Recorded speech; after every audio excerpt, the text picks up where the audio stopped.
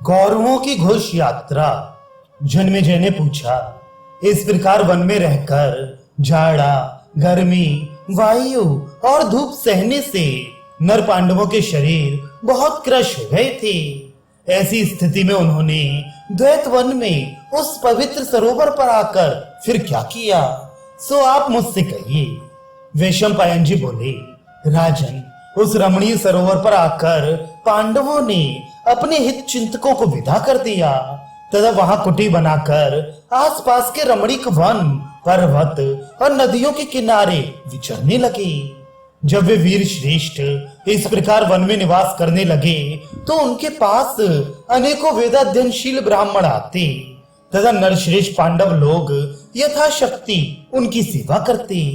इन्हीं दिनों वहां एक बातचीत करने में कुशल ब्राह्मण आया। उनसे मिलकर वह कौरवों से मिला और फिर धृतराष्ट्र जी के पास पहुंचा। वृद्ध कुरुराज ने आसन देकर उसका यथोचित सत्कार किया और फिर आग्रह पूर्वक पांडवों का वृतांत पूछा।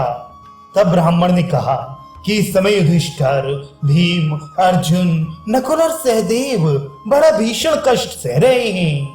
वायु और धूप के कारण उनके शरीर बहुत क्रश हो गए हैं। द्रौपदी की तो बात ही मत पूछिए, वह वीर पत्नी होकर भी अनाथा सी हो रही है तथा सब ओर से दुखों से दबी हुई है। उसकी बातें सुनकर राजा धृतराष्ट्र को बड़ा दुख हुआ। जब उन्होंने सुना कि राजा के पुत्र और पौत्र होकर भी पांडव लोग इस प्रकार दुख की नदी में पड़े हुए हैं तो उनका हृदय करुणा से भराया और वे लंबी लंबी सांसें लेकर कहने लगे, धर्मपुत्र युधिष्ठिर तो मेरे अपराध पर ध्यान नहीं देंगे और अर्जुन भी उन्हीं का अनुसरण करेगा, किंतु इस वनवास से भीम का कोप तो उसी प्रकार बढ़ रहा है जैसे हवा लगने से आग सुलगती रहती है। उस क्रोधानल से जलकर वह वीर हाथ से हाथ मलकर इस प्रकार अत्यंत भयानक और गर्म सांसें लिया करता है मानो मेरे पुत्र और पौत्रों को जलाकर भस्म कर देगा। अरे, इन दुर्योधन, शकुनी, कर्ण और दुशासन की बुद्धि ना जाने कहां मारी गई है। इन्होंने जो राज्य जुए के द्वारा छीना है उसे ये मधु सा मीठा समझते हैं। इसके द्वारा अपने सर्वनाश की ओर इनकी दृष्टि ही नहीं जाती। देखो, शकुनी ने कपट की चालें चलकर अच्छा नहीं किया, फिर भी पांडवों ने इतनी साधुता की कि उसी समय उन्हें नहीं मारा, किंतु इस कुपुत्र के मोह में फंसकर मैंने तो वह काम कर डाला जिसके कारण कौरवों का अंतकाल समीप दिखाई दे रहा है। सत्यसाची अर्जुन अद्वितीय धनुर्धर हैं, उनका गांडीव धनुष भी बड़े प्रचंड वेग वाला है और अब उसके सिवा उसने और भी अनेकों दिव्य अस्त्र प्राप्त कर लिए हैं। भला ऐसा यहाँ कौन है जो इन तीनों के तेज को सहन कर सके। धृतराष्ट्र की ये सब बातें सुबल पुत्र शकुनी ने सुनी और फिर कर्ण के साथ एकांत में बैठे हुए दुर्योधन के पास जाकर उसे सुनाई।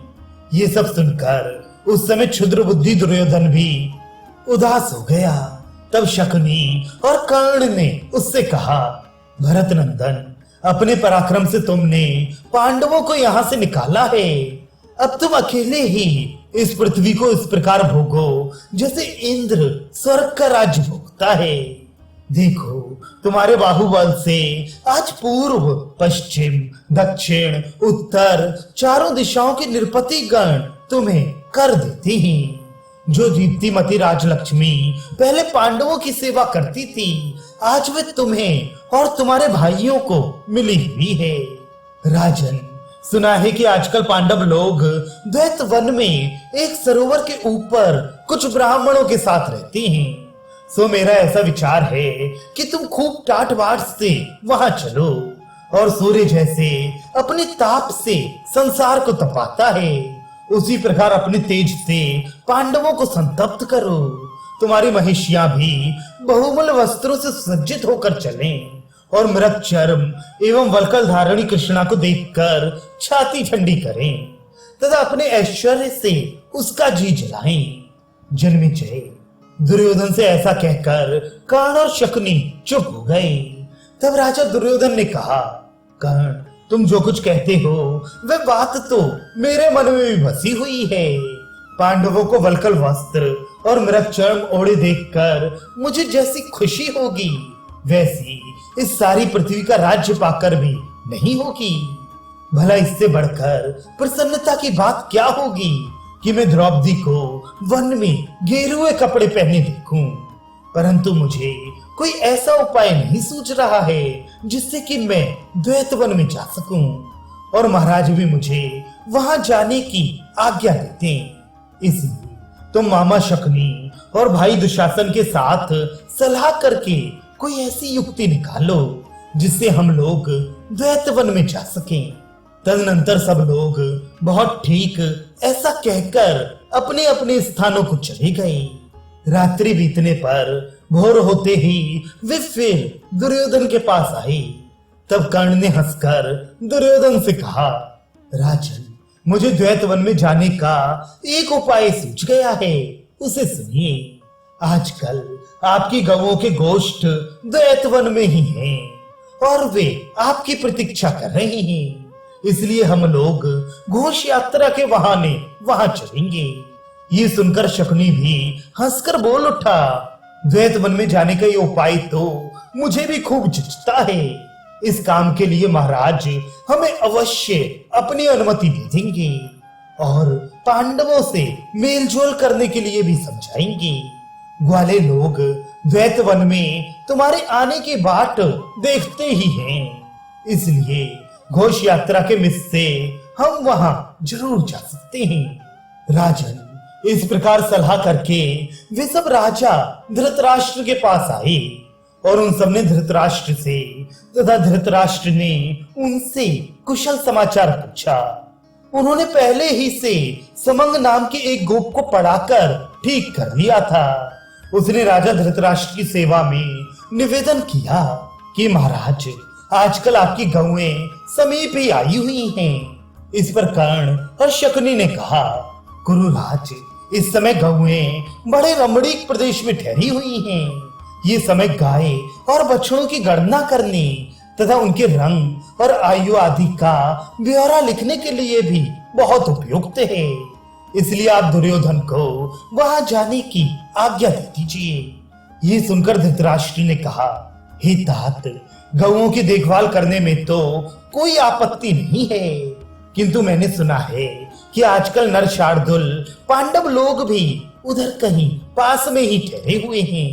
इसलिए मैं तुम लोगों को वहां जाने की अनुमति नहीं दे सकता, क्योंकि तुमने उन्हें कपट से जुए में हराया है और उन्हें वन में रहकर बहुत कष्ट भोगना पड़ा है।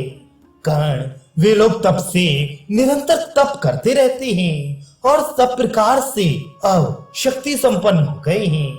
तुम तो अहंकार और मोह में चूर हो रहे हो, इसलिए उनका अपराध किए बिना मानोगे नहीं और ऐसा होने पर वे अपने तप के प्रभाव से तुम्हें अवश्य भस्म कर देंगे। यही नहीं, उनके पास अस्त्र शस्त्र भी हैं ही। इसलिए क्रोधित हो जाने पर वे पांचों वीर मिलकर तुम्हें अपनी शस्त्राग्नि में भी होम सकते हैं।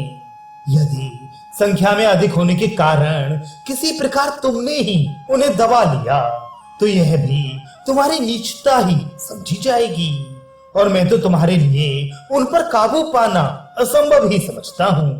देखो, अर्जुन को जिस समय दिव्य अस्त्र नहीं मिले थे तभी उसने सारी पृथ्वी को जीत लिया था।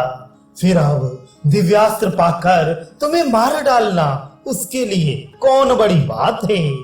इसलिए मुझे स्वयं तुम लोगों का वहां जाना उचित जान नहीं पड़ता।